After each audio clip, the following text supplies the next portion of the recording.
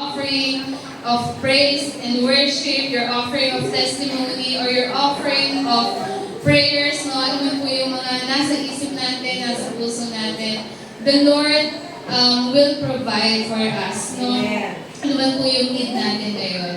And ngayong araw na ito, wala po tayong ibang pag-uusapan kung hindi ang salita lang po ng Panginoon, dahil ito lang po yung nag-iisang bagay na hindi magbabago noon, ngayon, at kailanman. Amen. So let's bow down our heads and close our eyes.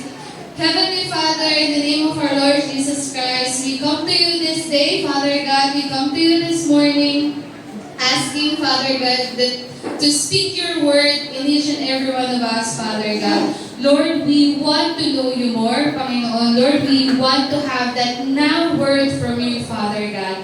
Lord, we want to hear specific instructions from you, from your word, Panginoon, this morning. And we believe, Father God, that we need you more than we need anything else, Panginoon. We need your word to guide us, to instruct us, Panginoon, to strengthen each and every one of us, Father God, and to empower each and every one of us na nandito sa lugar na to, Panginoon. Lord, make this day a different day compared to sa mga araw na binigay mo sa amin, Father God. Make this day a different encounter with you, Panginoon. Lord, provide us, Panginoon, with your fresh revelations ng inyong mga salita, Panginoon. For we know, Father God, that nothing is impossible to you and that your word, Panginoon, will never fail, Lord Jesus. Salamat po, Panginoon, Holy Spirit. Have your way in us this day, this morning, at this very moment. Sa'yo lamang po yung aming isip, yung aming puso, Panginoon, yung aming isip, Father God, at aming mga tenga, Panginoon. Lord, we want to hear your word. We don't just want to hear it. We want to receive it and accept it in our hearts, Father God. At alam namin na yung change na dala ng salita mo ay mag-uumapaw sa bawat isa sa amin. Salamat po, Diyos, sa ilang ang papuri, pasasalamat at pagsamba sa pangalan ni Jesus. Amen po. Amen and amen. So, gusto ko i-share sa inyo itong God's eternal unshakable word. Alam niyo ba sa mundo natin, maraming bagay yung pwedeng maka-apekto sa atin. Maraming bagay yung nagsusulputan sa paligid natin. Amen. Lahat pwedeng magbago. Amen. Lahat pwedeng makapagpa-shake sa bawat isa sa atin. Pero ito lang yung nag-iisa na hindi pwedeng ma-shake, hindi pwedeng mabago, hindi pwedeng masira. Amen. Ito po yung word ni God. Amen. And si God at yung word ay iisa. Amen. So as we speak, as we talk about God's eternal word, we also talk about God Himself. Amen po. So, yung verse po natin is, wala pa lang ano dito po yan. Next na lang po. Ng slide. Ayan. Ito po yung ating verse of the day. Verse of the day. 1 Peter 1 verse 23 to 25. Sabi po dyan, for you have been born again, not of perishable seed, but of imperishable, through the living and enduring word of God. For all people are like grass. Amen. And all their glory is like the flowers of the field. The grass withers and the flowers fall, but the word of the Lord endures forever. And this is the word that was preached to you. Amen po. Ang gusto ko naman kong sabihin sa inyo ngayong araw na to is, lahat ay pwedeng mag-fail. Pero yung word ni God, it will never fail sa buhay ko naman. When all else fails, God doesn't. Yun po yung wallpaper ko nung nakaraan. And everyday na-remind ako na habang tumitingin ako doon, magbago man yung lahat. Mawala man yung lahat ng bagay sa buhay natin. Si God hindi mag-fail. Mag-fail man yung plans natin, mag-fail man yung mga bagay sa paligid natin. Sometimes we may fail, but never mag-fail si Lord sa buhay ng bawat isa sa atin. Hindi lang si Lord, kundi yung love niya, yung grace niya, yung mercy niya, yung favor niya, yung mga promises niya para sa bawat isa sa atin. Amen po? Amen. Amen. So, in a world where everything is constantly changing, it's easy to feel uncertain and unstable. minsan, sa sobrang bilis ng pagbabago sa paligid natin, amen, so, madali for us or madali tayo ma-overwhelm sa mga changes na to na nangyayari sa buhay natin. Amen po? May it be changes on how you live, changes on your emotions, changes in your status, amen, changes in your financial situation, no? Marami po yan. But as Christians, amen, we have a foundation that is unshakable and eternal, and that is the Word of God. Amen. So kung paano po natin ito pinag-uusapan, kung gaano ka-importante na we give God all the praises and the glory through our giving and through our praise and worship, sobrang importante po na malaman talaga yung Word ni God sa bawat isa sa atin. Amen po? So sabi po doon, next slide po Kuya Randy. Ayan. So let's talk about the imperishable seed. Kasi sabi po doon, di ba, next slide po Kuya. Kasi sabi po dun, di ba, sa verse natin, "For you have been born again, not of perishable seed, but of imperishable, through the living and enduring Word of God." So, being born is not something you do. It is something that happens to you. Tama po ba? Yung being born, di ba, yung pagkasilang natin, it is not something na ginawa natin. Hindi naman natin pwedeng isilang yung sarili natin, di ba? It's something that happens to us, nangyari sa atin. Amen? So, none of us chose to be born. It was completely out of our hands. Hindi natin pinurse yung sarili natin na lumabas. Amen? So, sinamukunan ng ating mga ina. Amen po?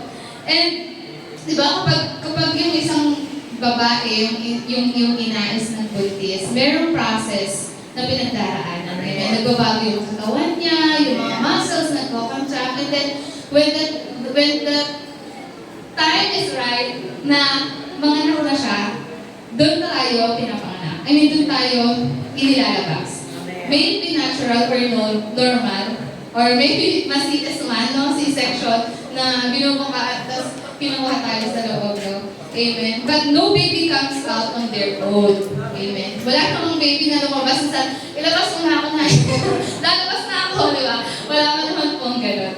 So, birth happens because of a mother's effort, and most importantly, God's grace. Amen. Yung being born is a gift from God. Amen. Yung ipinanganak tayo is a gift from God. Kahit na sabihin mo pang aksidente kang nangyari, it is still a gift from the Lord. Kasi yung buhay ng bawat isa sa atin, napaka-precious. Amen? It's a great blessing. Parang sobrang laking privilege na mabuhay sa mundo. Yun nga lang, hindi nga lang madali. Kasi napakagulo at napakahirap sa mundo na meron tayo ngayon. But still, it's a blessing from the Lord. Amen?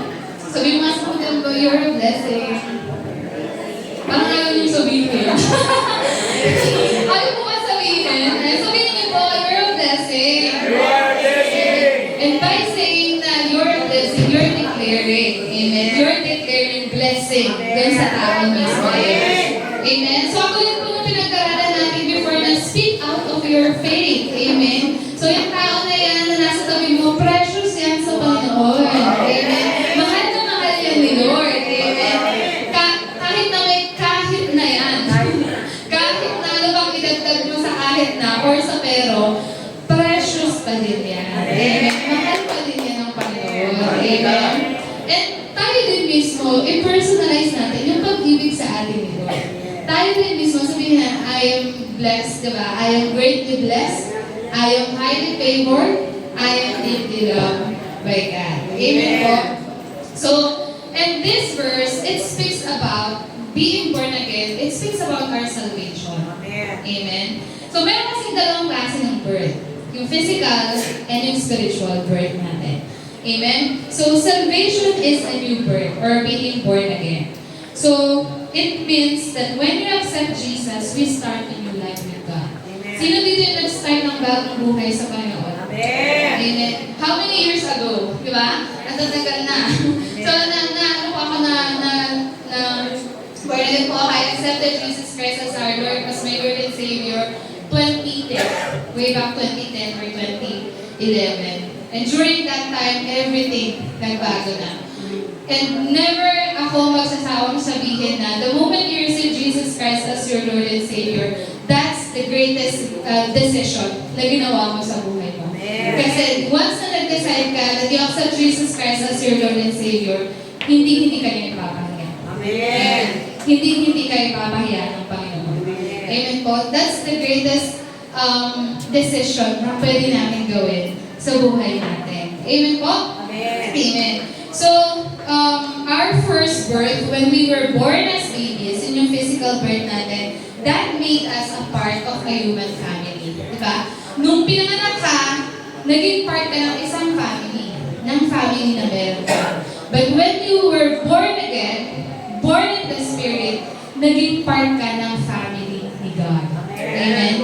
We have been part of God's family. Grabe, bigatin pa yung bawat isa sa atin. Amen?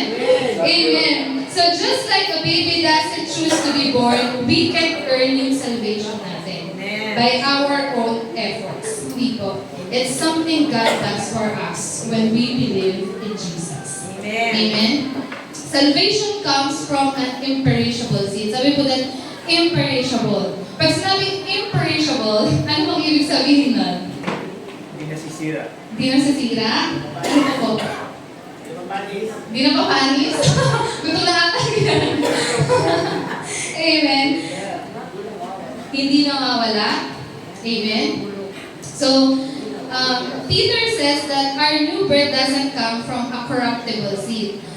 Pag sinabi natin corruptible, it means something that will die. Namamatay, nagfe-fade, nawawala, amen, or nasisira, corruptible. Pero ang sabi dyan, hindi tayo na-born again through corruptible seed, but through imperishable or incorruptible seed. No, instead, we are born again through an incorruptible seed, which means something that lasts.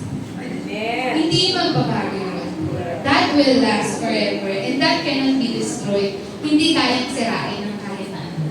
Amen. And that is the Word of God. Amen. Alam niyo po ba na yung Greek word, next slide po Kuya Rami, yung Greek word na imperishable is aphartos. Ayan. Aphartos. Imperishable means aphartos, which means uncorrupted, not liable to corruption or decay. Hindi naluluma, hindi nasisira. Amen po?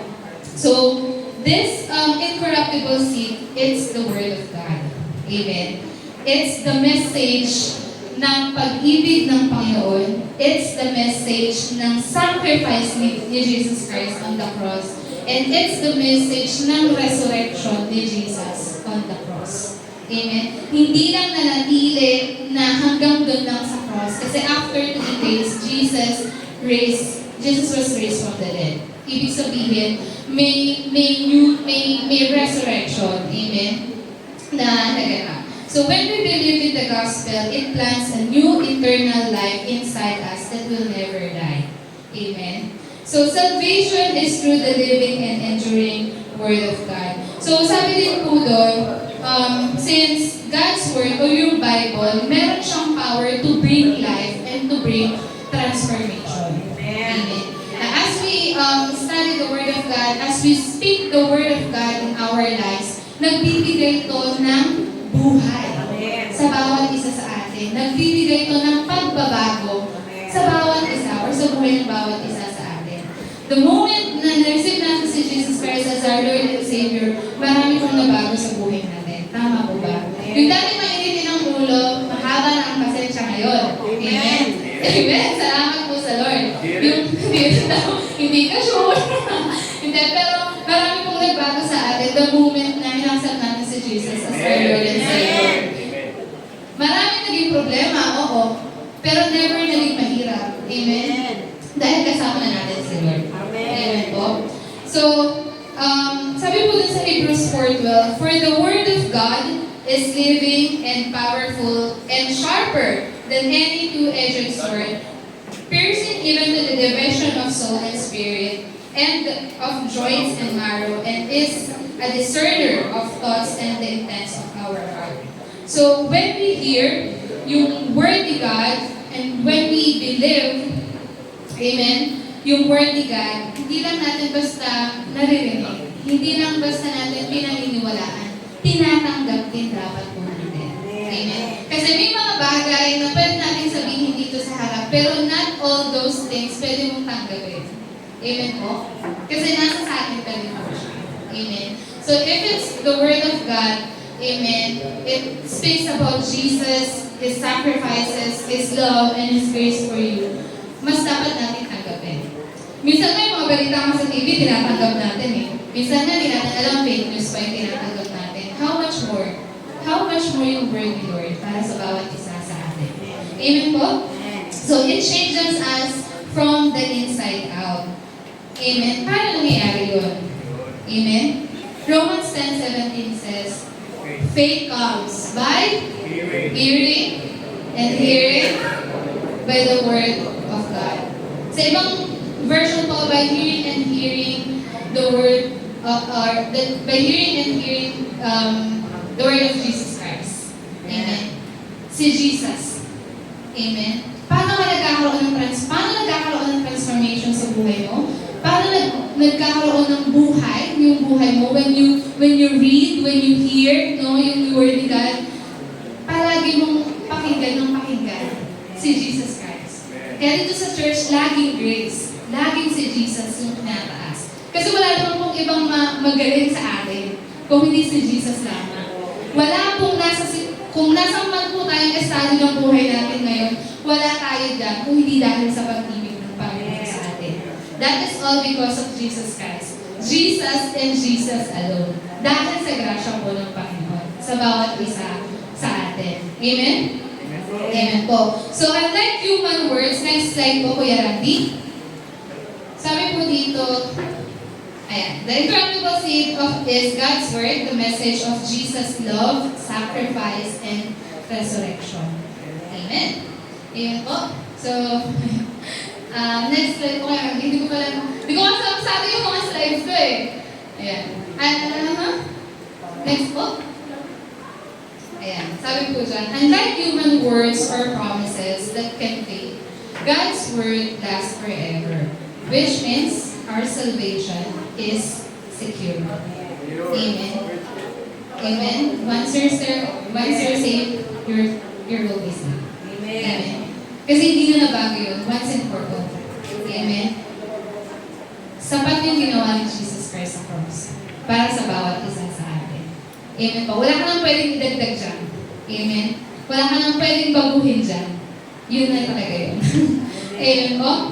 Amen. So, being born isn't about following rules or being perfect. Nung tinanggap mo si Jesus Christ, hindi ibig sabihin nun, naging perfect ka. Amen. It's about letting God give you a new life. Amen. Through Jesus Christ. Amen po? So your salvation is permanent because it comes from an incorruptible source. At ano yung source na yun? Yung Word ni God. Amen. So you don't have to earn it. You just need to receive it by faith and let God's Word work in you. Paano ba tayo na-saved? Diba? We have been saved by grace through faith. Amen? Hindi dahil sa sarili natin. Amen po? Amen. So, salvation is a gift. Amen. Like being born is a gift. Salvation as well is a gift. Amen. Regalo ito. Amen? So, it is not based on human effort, but on God's eternal word and promise. So, when we accept Jesus, we are born again into a new everlasting life with Him. So, paano natin ma-receive itong gift ng salvation? Paano ba natin siya na-receive? Through faith. Amen? First is, believe in your heart that Jesus died for your sins and rose again. Amen. Amen? Believe in your heart. Hindi lang basta paniwalaan mo. Paniwalaan mo ng buong puso na si Jesus Christ namatay sa cross para sa iyo dahil mahal ka niya. Amen? Dahil mahal ka ng Panginoon. Amen? And He rose again para bigyan tayo ng panibagong buhay. Amen? Para sabihin sa atin, para ipakita sa lahat na yung na to is hindi lang nanatiling patay, kung hindi nabuhay ulit. Amen. So, ibig sabihin, even hanggang ngayon, buhay yung God kung meron tayo. Amen. Second is, confess it with your mouth. Amen. Pag kino-confess mo, dapat binubuka mo yung bibig mo. Amen. So, confess it with your mouth that He is Lord and Savior. Siya yung Diyos mo. Siya yung tagapagligtas mo. Walang pwedeng magligtas sa'yo kung hindi si Jesus lang. Hindi mo kayang iligtas yung sarili mo. Amen. Si Jesus lang yung pwedeng magligtas sa'yo. Amen. Jesus is the way, the truth, and the life. No one comes to the Father except through me. Hindi dahil pag pinagsisimba ka palagi, sinusunod mo yung 10 utos ng Diyos, gumagawa ka ng mabuti, nagbibigay ka sa mga nangangailangan, that doesn't guarantee na masasave ka kapag namatay ka. Amen. Na mapupunta ka sa heaven kapag namatay ka. Not because of your works. Amen. It's because of what Jesus did on the cross. Amen po? Amen. He is your Savior. Savior, hindi lang naging Savior mo dahil tinanggap mo siya, dahil na-save ka. Savior means hindi lang sa specific na part ng life mo, kaya mo siya naging Savior. Sa lahat ng part ng life mo, Savior mo siya. Amen. Kapag kulang na yung budget mo, tapusan na naman, marami na lang tayong babayaran. Amen. He is your Savior. He will provide for you. Amen. Siya yung magpo-provide ng pangangailangan mo. Amen. Exam na, no? Kailangan na natin mag-review sa mga nag-aaral, no? He is your Savior. He is your wisdom. He will provide wisdom for you. Amen. So if you need healing, Savior siya. He will heal you. Amen. Siya yung magpo-provide ng healing. Siya yung magpapagaling sa bawat isa sa atin. Amen. And kung broken-hearted ka, isasave ka niya. Amen. Kasi siya yung lover of our soul. Amen. And in Jesus, sa Kanya lang tayo complete. Amen. We are complete in Christ. Dun sa pag-ibig ng Lord sa atin. Amen po? And after you believe in your heart that Jesus died for your sins and rose again, after you confess with your mouth that He is Lord and Savior, receive His gift of forgiveness and eternal life. Paniwalaan mo na pinatawad ka na ng Panginoon. Kasi dun sa Calvary, no, dun sa shedding ng blood, na-wash lahat ng kasalanan natin. May it be past, present, or future na kasalanan natin. Lahat yun, inalis na, or kinalimutan na ng Panginoon. Amen. So, receive. Kailangan mo lang tanggapin. Tanggapin mo lang ng buong puso. Amen. So, the gift of salvation, next slide po kay Rabbi. Meron ba? The gift of salvation is freely given by God's grace, received through faith in Jesus, and available to everyone. Amen. Available po ito sa bawat isa sa atin. Wala pong exempted dito. Amen. Amen. So, if you haven't received this gift yet, today is the perfect time. Amen. Para ma-receive mo itong greatest gift na to ng salvation in Jesus Christ. Amen. So next po is, next slide po Kuya Randy. The perishable foundation of man's glory. Amen. Sabi po dun sa 1 Peter 1:24. So kanina po pinag-usapan natin yung 1 Peter 1:23. Amen. It's about us being born again. Not of corruptible, but of incorruptible seed. And that is the word of God. Next slide po. Amen. Ayaw na kong dumalo. Next slide. Ito po yan. 1 Peter 1:24. All people are like grass, and all their glory is like flowers of the field. The grass withers, and the flowers fall. So, anong ibig pong sabihin nito? Amen? Actually, ito pong verse na to, kinutin po yan sa Isaiah. Sa Isaiah 46:8. Sabi po doon, the voice said, cry out. And he said, what shall I cry? All flesh is grass, and all its loveliness is like the flower of the field. The grass withers and the flower fades because the breath of the Lord blows upon it. Surely the people are grass. The grass withers, the flower fades, but the word of God stands forever.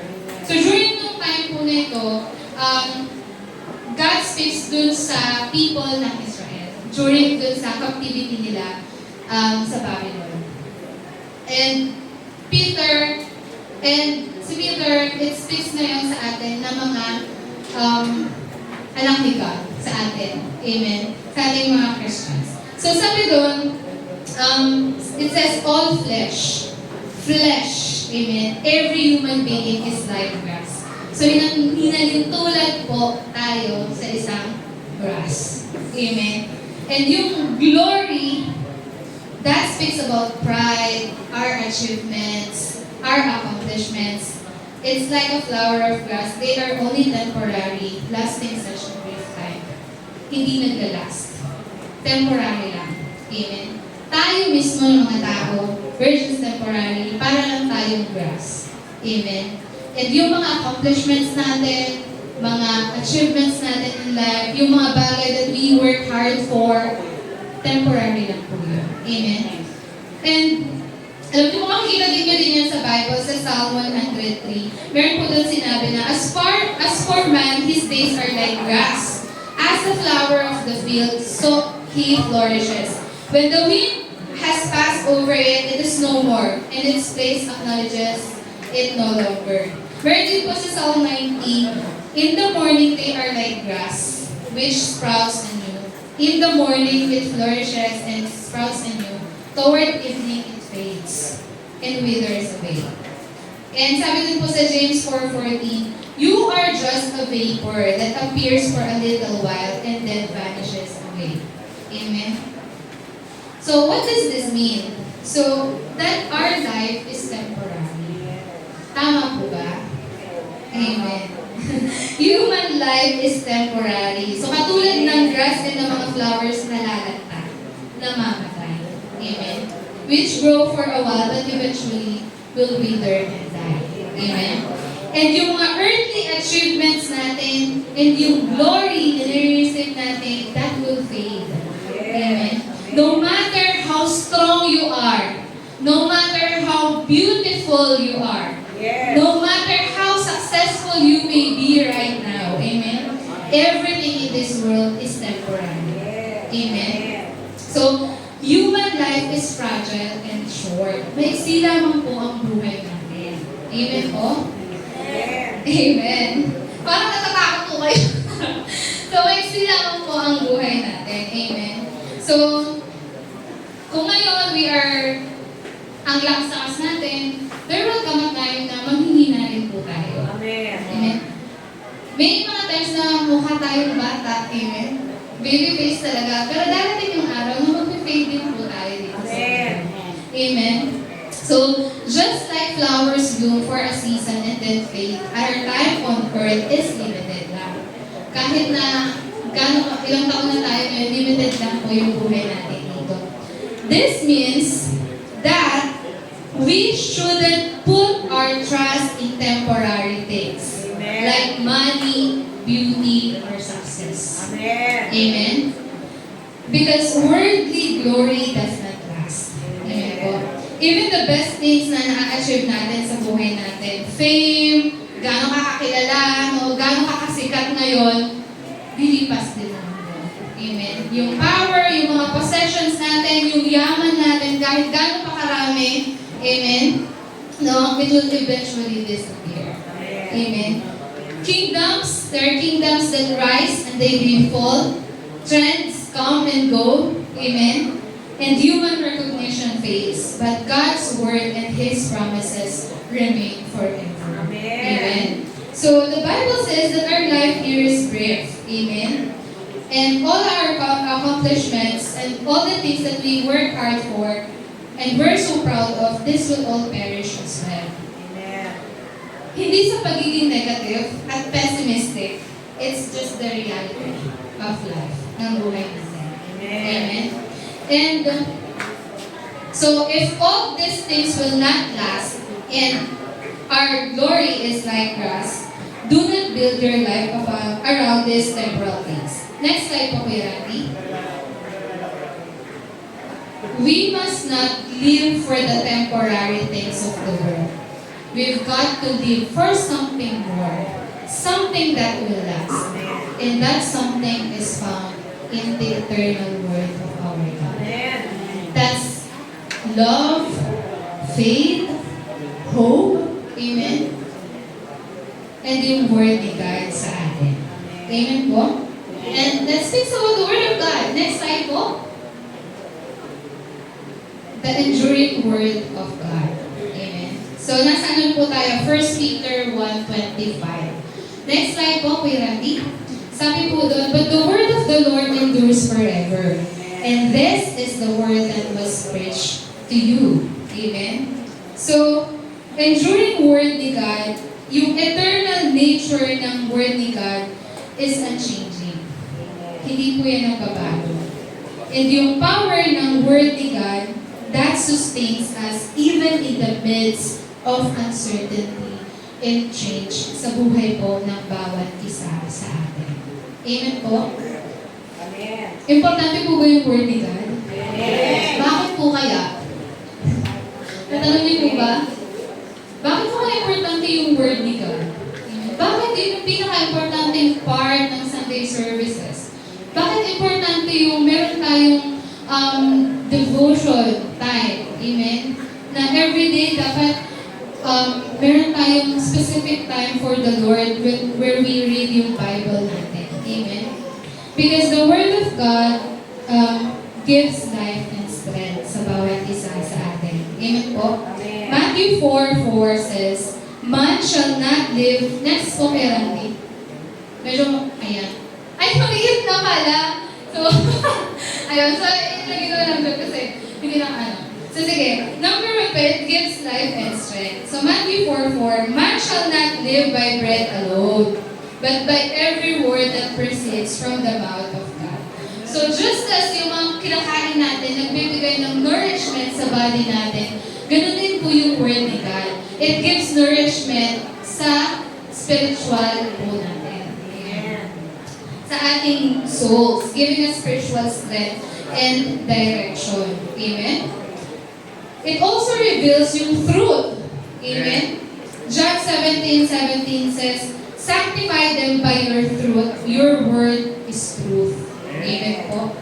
In a world full of lies, amen, and confusion, the Bible provides unchanging truth, helping us discern ano yung tama or ano yung right sa wrong. Amen? So, makikita po natin yan sa Bible. And the Word of God brings faith and transformation. Amen? So, sabi pa nga po natin kanina, faith comes from hearing and hearing the Word by the Word of God. So, listening and reading to God's Word builds yung faith na meron tayo. Amen? Kasi nare-remind tayo na ito yung characteristics ni God, ito yung nature ni God, ito yung promises ni God, ito yung ginawa ni Lord noon, kaya niya din gawin ngayon. Amen? Kung gano'n niya pinagaling yung expect noon, ngayon, gagawin niya pa rin yun. Sabi dun sa word niya, Jesus is the same yesterday, today, and forever. So kung gano'n ka-graceful si Lord, kung gano'n ka-faithful si Lord noon, gano'n din siya ka-faithful ngayon. Kung gano'n niya kamahal yung mga tao noon, gano'n niya din tayo kamahal ngayon. Amen?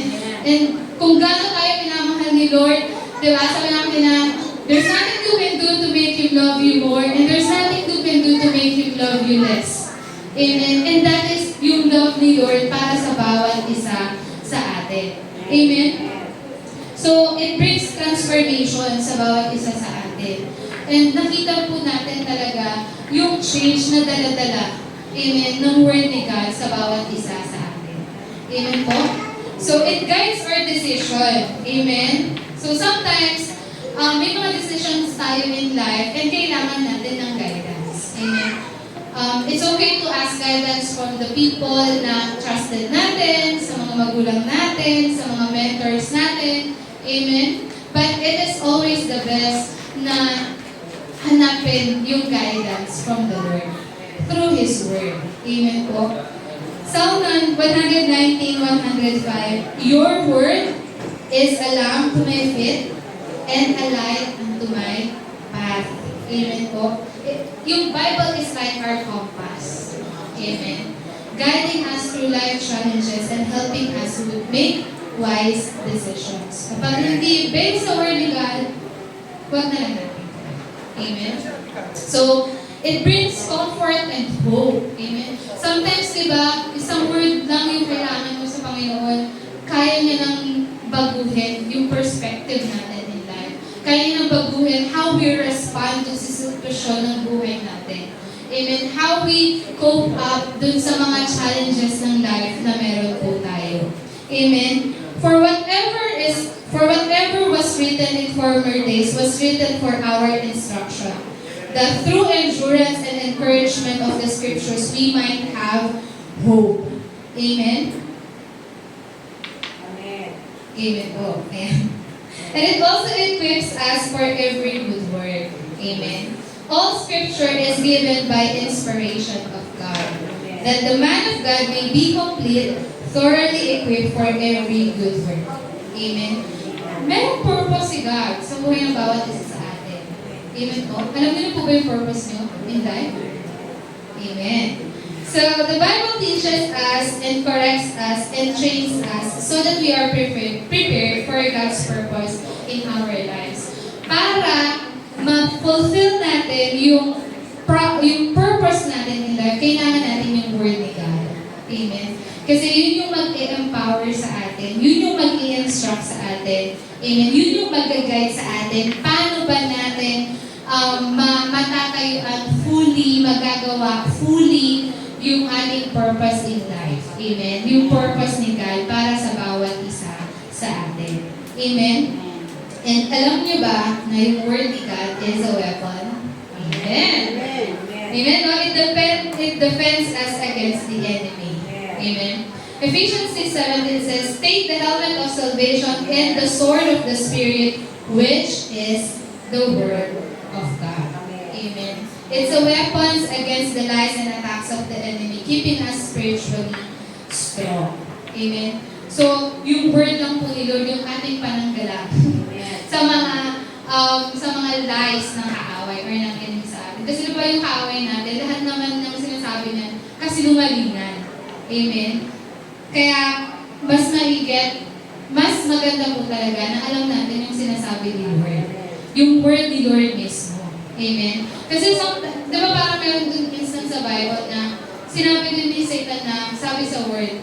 Amen. Nung tinang siya, di ba? Pero may tinanggal dun na word si Satan. Pero dahil alam ni Lord, alam ni Jesus kung ano yung word ni God, yun din yung ginamit niya towards the enemy. Amen. Amen po.